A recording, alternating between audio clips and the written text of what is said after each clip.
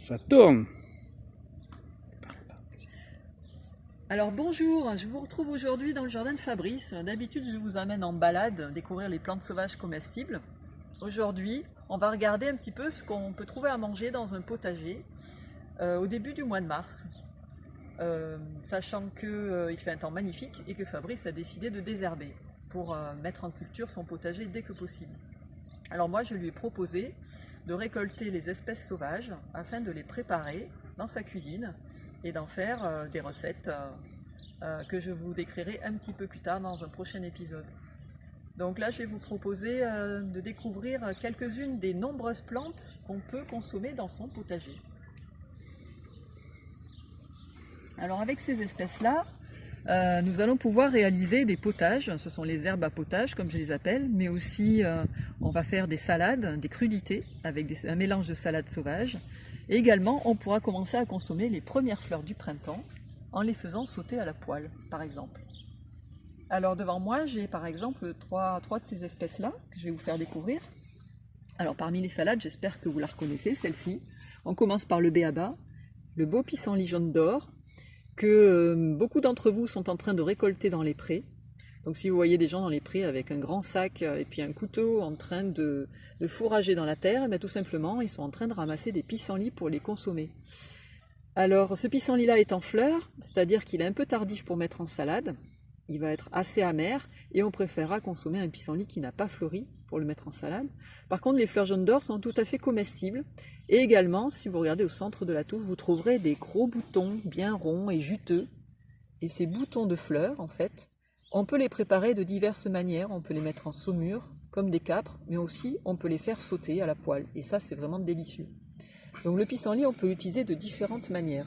Là je vais vous montrer un pied de pissenlit un petit peu plus jeune puisqu'il n'a pas fleuri, il est moins gros aussi. Et celui-ci, moi, je le ramasserai, je le récolterai pour le mettre en salade.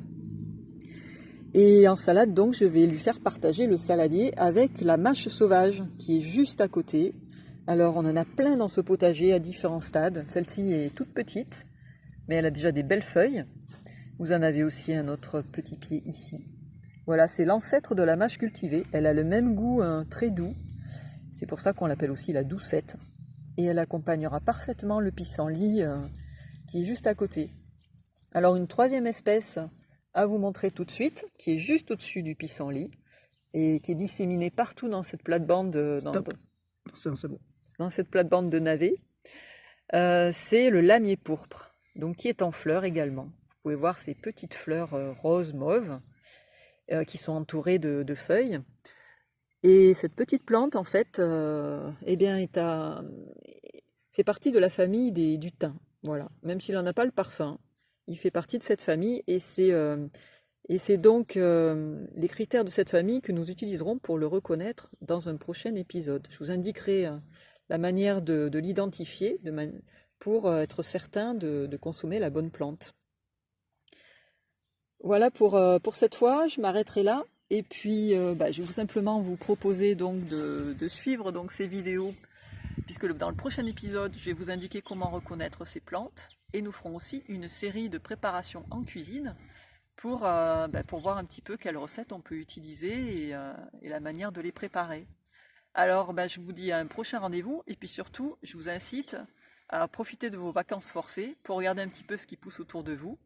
Vous promenez sur les chemins lors de votre promenade quotidienne parce que toutes ces plantes, vous allez les retrouver autour de vous. Ce sont des plantes très communes qui poussent dans les prairies, dans les jardins potagers, dans les parterres de fleurs, et même sur les murets de pierres sèches, comme c'est le cas pour la mâche.